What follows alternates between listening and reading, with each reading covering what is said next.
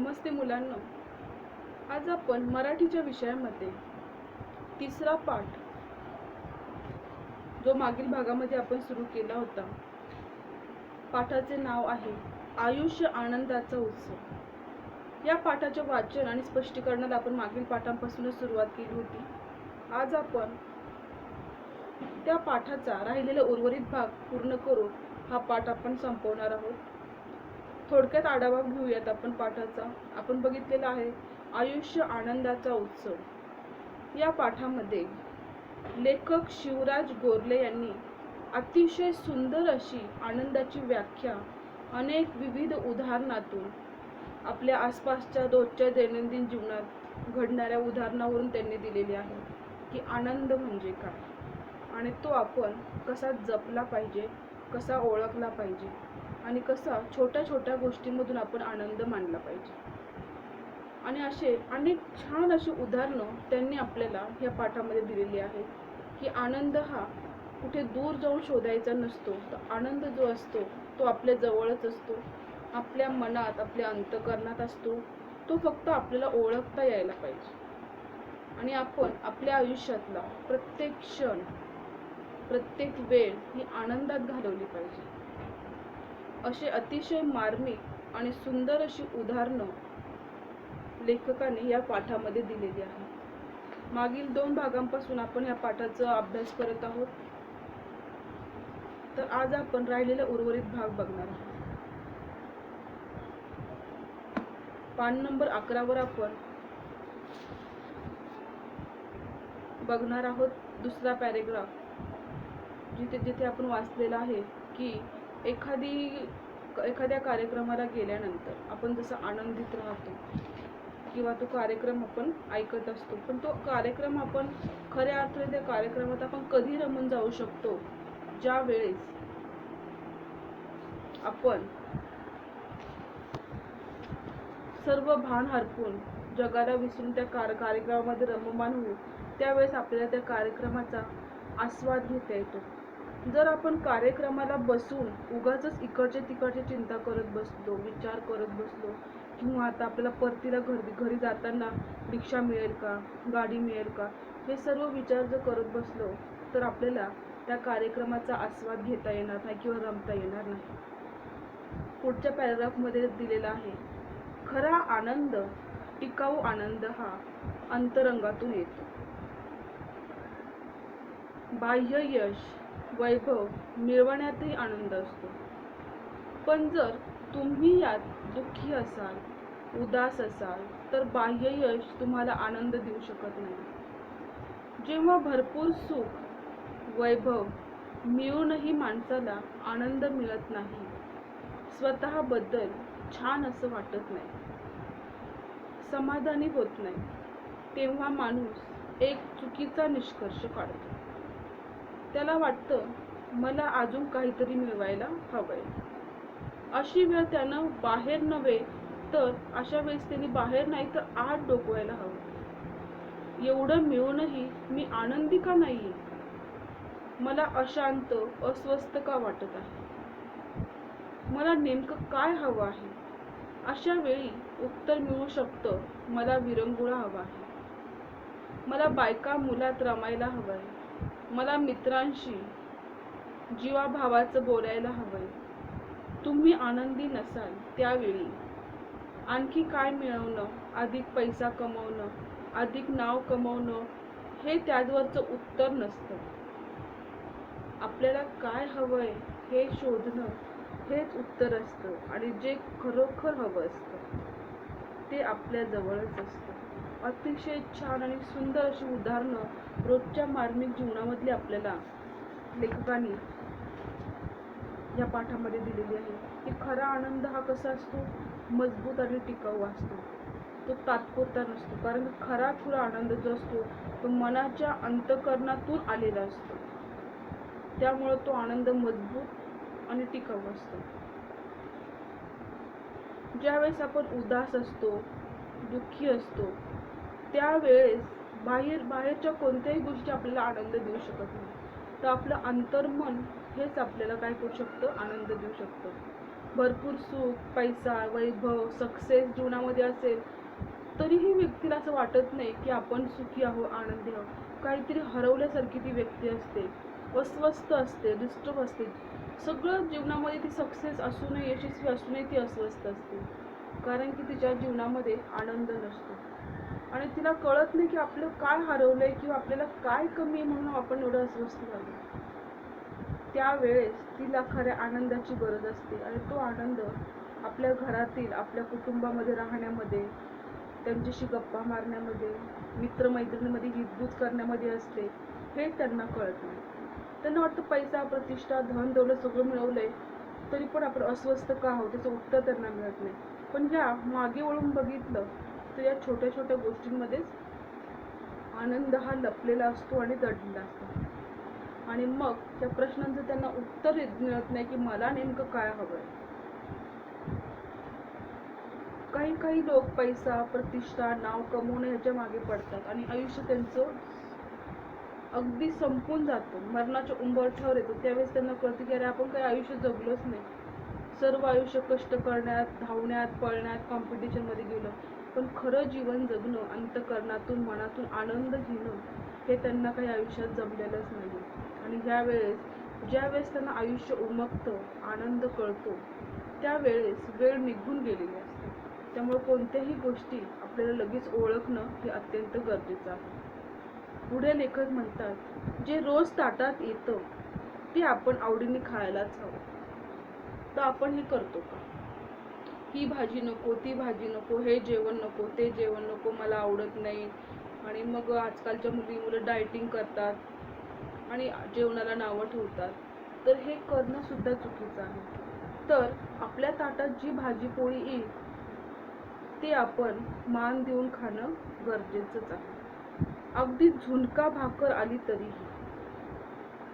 अन्न हे पूर्ण ब्रह्म म्हणतात, ते खरंच आहे. पण याचा अर्थ आयुष्यभर झुणका भाकर खाऊनच दिवस काढायचे असे थोडा होतो. आपल्या ताटात जे येईल ते खायला पाहिजे. उदाहरण दिले की झुणका भाकर, अगदी चटणी मिरची पण, कारण की अन्न हे पूर्ण ब्रह्म आहे. अन्नाला रिस्पेक्ट देऊन खायला पाहिजे. याचा अर्थ आयुष्यभर चटणी भाकर किंवा झुणका भाकरच खात राहा असं नाहीये लेखकाचं म्हणणं. लेखकाला एकच सांगायचंय की तुमच्या ताटात जी गोष्ट येईल ती तुम्हाला गोड मानून आनंदाने खाणं गरजेचं आहे. तर आपण कोणत्याही प्रकारे अन्नाला नावं ठेवू नये. तर अधिक सुखाचे, मी सुखाचे म्हणतोय, दिवस यावे, गोडधोड खावं असं वाटणं गैर आहे का? गोडधोड हे सुद्धा पूर्ण ब्रह्मच असे अन्न आहे. असं काही नाही की झुणका भाकरच पूर्ण अन्न आहे. तर आपल्या ताटात येणारी प्रत्येक गोष्ट, प्रत्येक अन्न पदार्थ हा पूर्ण ब्रह्म आहे. त्याला रिस्पेक्ट देऊन खाणं गरजेचं आहे. पण कष्टाचं गोडधोड सुद्धा गोडच लागतं की ते अधिकच गोड लागतं जर त्यात स्वकर्तृत्वाची गोडी मिसळली असेल तर. अधिक मिळायला हवं, पण हवं असणं म्हणजे हवं असणारे नव्हे. पैसा का हवा असतो? पैसा मिळाल्यानं आनंद होतो. तो आनंद पैशांचाच नसतो, तो आपण कमावला याचा आनंद असतो. पैशांशिवाय जो आनंदी राहू शकतो तोच पैशानं अधिक आनंद घेऊ शकतो. नाही तर कितीही पैसे मिळाले तरी त्याचं समाधान होत नाही. तो अधिक पैशांच्या पाठीमागे धावत राहतो आणि आनंदाला अधिक पारखा होत जातो. तर अशा प्रकारे आपण आनंदाला पारखे होऊ नये, तर आपण आहे त्या गोष्टीमध्ये आनंद मानावा, पैशांच्या मागे धाव करू नये. तर जे आहे, जे आपल्याला देवाने दिलेले आहे त्यातच आपण आनंद मानणं अत्यंत गरजेचं आहे. यश मिळणं, वैभव मिळतं, कीर्तीही मिळते, तेव्हा नक्की काय होतं? अंतरीचा आनंद द्विगुणित होतो. द्विगुणित म्हणजे काय? 2 2 4, 2 गुणिले 2 4 असा तो द्विगुणित होतो. असा अनुभवांचा गुणाकार होतो. पण मुळातच आनंद शून्य असेल तर शून्याला कितीही मोठ्या यशानं पैशानं गुणलं तरीही गुणाकार हा शून्यच येतो. यश विविध जे आहे, यश जे आहे ते विविध प्रकारचे आहे, की आपण जीवनामध्ये जर आनंदी नसलो तर त्याचा गुणाकार हा द्विगुणित होऊ शकत नाही. आपला आनंद जर शून्य असेल तर त्याला कितीही पैशाने त्याला गुणलं तरी त्याचा जो आहे गुणाकार शून्यच येतो. त्यामुळे लेखकाने खूप छान आणि खूप सुंदर अशी उदाहरणं या पाठामध्ये आपल्याला प्रेरणा देण्यासाठी घेतलेली आहे. पण मुळातच हा आनंद जो आहे तो शून्य असेल तर आपल्याला कितीही मोठ्या मोठ्या गोष्टींनी त्याला गुणलं तर काय येणार, शेवटी गुणाकार शून्य. हे जे यश आहे, हे वैभव आहे, ही आनंदाची कारणं नव्हे. आपण खूप श्रीमंत आहोत, खूप सारे पैसे आहेत, खूप दौलत आहे, खूप प्रतिष्ठा आहे, म्हणजे आपण जगातले सगळ्यात आनंदी व्यक्ती आहोत असं मुळीच नाही. आनंद अनुभवण्याची ती निमित्तच आहे. पैशानं आनंद विकत घेता येत नाही. खरा आनंद जो असतो तो खरा आनंद असतो तो कशातूनच पैशातून विकत घेता येत नाही. तो टिकाऊ असा असतो आणि तो आपल्या मनातून आणि अंतरंगातून बाहेर येत असतो. त्यामुळं तो जो आनंद आहे त्या आनंदाची तुलना आपण कशासोबतच करू शकत नाही. आता एखादं ध्येयानं, स्वप्नानं झपाटून जाणं आणि त्याच्या पूर्ततेसाठी झटून प्रयत्न करणं हेच माणसाचं जगणं आहे. आपण बघत आहोत आणि आता सुद्धा कॉम्पिटिशनचं युग आहे. माणसाला माणसांची किंमत नाही. फक्त झटणे, पळणे, धावणे, यश मिळवणे, पैसा, प्रतिष्ठा, घरदार कमवणे, मिळवणे यासाठी माणूस दिवस रात्र झटत असतो. तर असं ज्यावेळेस तो झटतो त्यावेळेस तो स्वतःला विसरून जातो. त्याच्या जीवनात फक्त एकच गोष्ट असते आणि ती गोष्ट म्हणजे आपल्याला काहीतरी मिळवायचं. परंतु त्यामध्ये त्याचा खराखुरा आनंद नसतो. माणसाचं जे जगणं आहे, पण या प्रयत्नांनीही आनंद असतोच असं नाही. तो घेता आला की आनंदासाठी वेगळा प्रयत्न करावा लागत नाही. प्रत्येक आपण बघितलं कालच्या पाठातील प्रत्येक छोट्या मोठ्या गोष्टीतून आनंद घ्यायचा. जसं की गाण्यातून, वाचनातून, निसर्गात रमण्यातून, अशा खूप साऱ्या चांगल्या चांगल्या गोष्टींमधून आपण आनंद घेऊ शकतो. आता आनंदी आयुष्यासाठीच एक सोपं तत्व आहे ज्यात तुम्हाला खरा आनंद मिळतो. एक क्षेत्र निवडा, कोणतंही एक. स्वतःच्या आवडीचं काम निवडा. केवळ आई वडिलांची इच्छा म्हणून मुलांना डॉक्टर होऊन काय साधतं हे फक्त आई वडिलांना वाटतं म्हणून नाही. तर तुम्हाला खरंच जनतेची सेवा करायची असेल, डॉक्टर व्हायचं असेल तर तुम्ही होऊ शकता. तुम्हाला ज्या गोष्टीमध्ये आनंद आहे, मग तुम्हाला एखादं क्षेत्र निवडायचं आहे तरच तुम्ही आनंद राहू शकता. तुमच्या इच्छेप्रमाणे तुम्ही एखादं कार्य केलं तरच ते तुम्ही आनंदी राहू शकता. अगदीच आई वडिलांनी सांगितलं म्हणून मी डॉक्टर झालो, आई वडिलांच्या इच्छेखातर मी हा व्यवसाय निवडला, हे क्षेत्र निवडलं, त्यामध्ये तुम्ही आनंदी कधीही राहू शकत नाही. कारण की ते तुम्ही तुमच्या इच्छेप्रमाणे केलेले नाही, तर तुमच्यावर ते लादलं गेलेलं आहे. तर तुम्ही आयुष्यात त्याच गोष्टी करा ज्यातून तुम्हाला खराखुरा आनंद मिळेल. पण ज्या गोष्टीतून आनंद मिळेल ती गोष्टी चांगली आहे की वाईट आहे हेही पडताळून पाहणं गरजेचं आहे. उगाचच कोणत्याही गोष्टीमध्ये आनंद जर आपण मानू लागलो तर पुढे चालून त्याचं आपल्याला नुकसान होऊ शकतं किंवा त्यातून आपल्याला त्रास होऊ शकतो. त्यामुळं आनंद मिळवणं ही जी भाषा आहे किंवा व्याख्या आहे की मनाच्या अंतरंगातून आनंद बाहेर पडणं ही आहे. हा जो आनंद आहे आपल्याला हा बाहेर शोधायचा नाहीये, तर आपल्या मनाच्या अंतरंगातूनच तो बाहेर पडत असतो. पण जेव्हा आई वडिलांना जाणवतं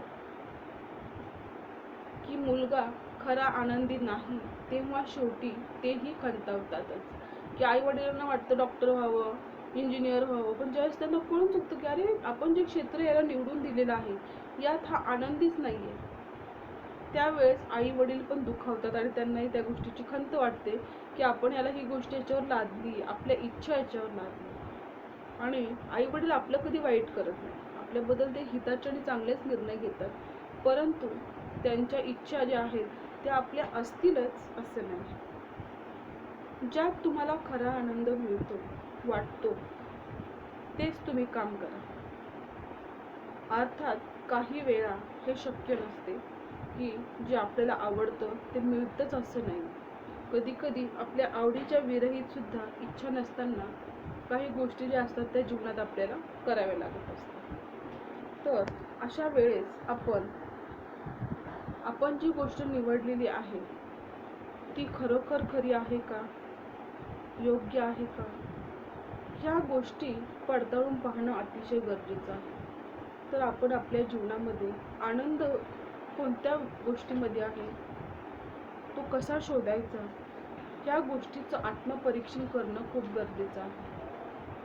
पण अशा वेळी जे काम करायचंच आहे त्यात आनंद घ्यायला शिकणं हे शक्य असतंच. कुठल्याही कामात आनंद घ्यायच्या पुष्कळ युक्त्या असतात.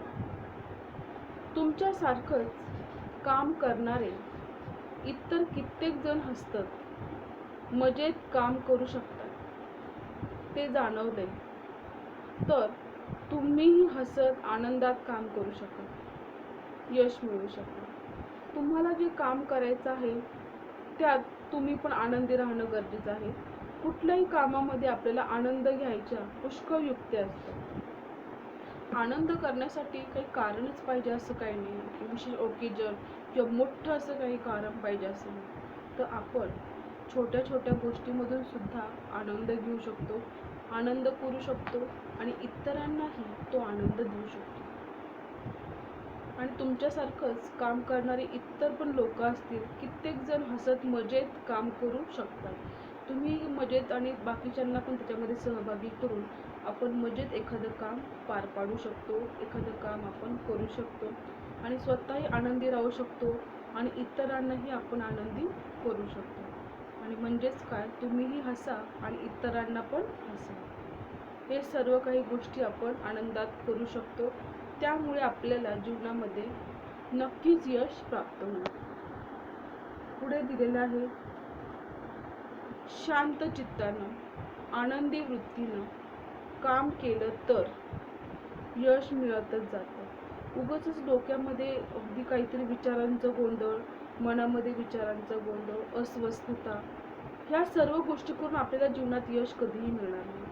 आपल्याला काय मिळवायचं आहे, काय साध्य करायचं हे सर्वात प्रथम ठरवणं गरजेचं असतं. आणि ते ठरल्यानंतर आपण ते कशा पद्धतीने ते काम करायचं आहे, आनंदाने, दुःखाने, टेन्शनने, कोणत्या वृत्तीने करायचं आहे, यावर सुद्धा त्या कामाचं यश अवलंबून असतं. मिळणाऱ्या यशामुळे आत्मविश्वास, उत्सव वाढतो. आनंदी अधिक जे आहे तो आपल्याला अधिक आनंद होतो. त्यामुळे पुन्हा अधिक यश, अधिक आनंद, अशा आनंदाच्या चक्रवाढीवर आयुष्यभर चक्र फिरत असतं. म्हणजे असं आनंदी राहिल्यानंतर आपल्याला आनंद आणि यश असं चक्रवाढीप्रमाणे आपल्या आयुष्यात अधिक आणि अधिक वाढत असतं आणि ते चक्र फिरतच असतं. आयुष्य हा संघर्ष राहत नाही, तर ती एक सततची संधी वाटते, आनंदाचा उत्सव वाटतो. अशा प्रकारे हा पाठ इथे संपलेला आहे. सुंदर रीतीने आनंदाची व्याख्या, आनंद म्हणजे काय, लेखकाने इथे आपल्या पुढे या पाठामध्ये प्रस्तुत केलेले आहे की आनंद म्हणजे काय. आणि शिवराज गोरले यांनी आनंदाच्या वेगवेगळ्या संज्ञा म्हणूया किंवा परिभाषा या पाठातून आपल्याला दाखवलेल्या आहे की आपण कोणत्याही गोष्टी मिळवण्यासाठी धडपड न करता आनंदाने, एकचित्ताने त्या मिळवू शकतो. जीवन कितीही खरतड असलं, कितीही कष्टाचं असलं, परंतु आपल्या मनातला निश्चय ठाम असेल, आपल्या मनातला आनंद कधी न विरणारा असेल, तर ती दुःखाची डोंगरे सुद्धा विरघळून जायला वेळ लागत नाही. किती मोठं दुःखाचं डोंगर असू दे, आनंदाने, समाधाने, शांत चित्ताने ते मोठं डोंगर अगदी छोटं होईल, अगदी विरून जाईल. या सर्व गोष्टी आयुष्यात त्याच वेळेस सक्सेस होऊ शकतात किंवा त्याच वेळेस साध्य होऊ शकतात, ज्या वेळेस आपण आनंदाला आपल्या जीवनात प्रथम स्थान देऊ. किती संकट समस्या आल्या त्याच्यामध्ये स्वतःला आपण झोकून न देता त्या छोट्या गोष्टीमध्ये आनंद शोधून ते समस्यावर विजय मिळवण्याचा म्हणूयात किंवा त्या समस्याचं निराकरण करण्याचा प्रयत्न केला तर नक्कीच आपण जीवनामध्ये कधीही अपयशी ठरणार नाही, दुःखी ठरणार नाही, कधीही जीवनाच्या बाबतीत निगेटिव्ह थिंकिंग नकारात्मक विचार आपल्या मनात कधी येणार नाही. उलट लेखक आपल्याला सांगतात की आपण त्यामुळे आत्मविश्वास उत्साह आपला त्यामुळे वाढणार आहे, त्यामुळे आपण अधिक आनंदी होऊ शकतो आणि आपल्याला पुन्हा अधिक यश मिळेल आणि अधिक आनंद मिळेल. असं यश आणि आनंदाचे चक्रवाढीवर आयुष्याचे चक्र फिरत राहील. आनंद आणि यश, आनंद आणि यश ह्याचं एक चक्र चक्रवाढीप्रमाणे फिरत राहील आणि मग चक्रवाढीप्रमाणे फिरलं म्हणजे आयुष्यामध्ये आनंद आणि यश हे चक्रवाढीप्रमाणे फिरून मोठ्या प्रमाणात आपल्या जीवनामध्ये आनंद येईल आणि आपला जो जीवनाचा संघर्ष आहे तो जरी तसाच राहिला तरी या आनंदामध्ये आपल्याला मार्ग काढण्याची, संकट सोडवण्याची एक प्रकारची टॅक्ट म्हणूया किंवा एक प्रकारचं सोपेपणा आपल्याला तिथे येणार आहे. आपण ती गोष्ट सहज प्रवृत्तीने करू शकणार आहोत. तर ती एक सततची संधी वाटते आपल्याला. तर हे जे जीवन आहे ते आपल्याला आयुष्याचा एक आनंदाचा उत्सवच वाटणार आहे. आपल्याला आपलं आयुष्य कधीही कंटाळवाणं असं वाटणार नाही, दुःखी वाटणार नाही की अपयशी वाटणार नाही. तर आपल्याला आपलं जीवन हवंसं वाटणार आहे. इतरांना आनंद देण्यासाठी आपण कधीही पुढे असणार आहोत आणि हे जीवन आपण आनंदाने जगणार आहोत. आणि जणू काही हे आपलं आयुष्य जे आहे ते एक प्रकारचा आनंदाचा उत्सव असं होणार आहे. उत्सव म्हणजे सण आपण कसा साजरा करतो? आनंदाने, एकत्रितपणाने. सण आपण एकटा दुकटा साजरा करत नाही. उत्सव म्हणून लेखकाने हेडलाईन दिलेली आहे की आयुष्य आनंदाचा उत्सव. आणि हा उत्सव आपण एकत्रितरित्या येऊन आनंदाने आणि प्रेमाने एकमेकांसंगे घालून आयुष्याचं जीवनाची जी गाडी आहे किंवा जीवनाचा जो प्रवास आहे तो सर्वांसोबत आनंद वाटत आपण पूर्ण करू शकतो. अशा प्रकारे आयुष्य जीवनाचा आनंद किंवा आयुष्य आनंदाचा उत्सव हा पाठ इथे संपलेला आहे. जरी हा पाठ इथे संपला तरी पण प्रॅक्टिकल जीवनामध्ये त्या पाठातल्या सर्व काही गोष्टी आपल्याला अतिशय लागू आहे.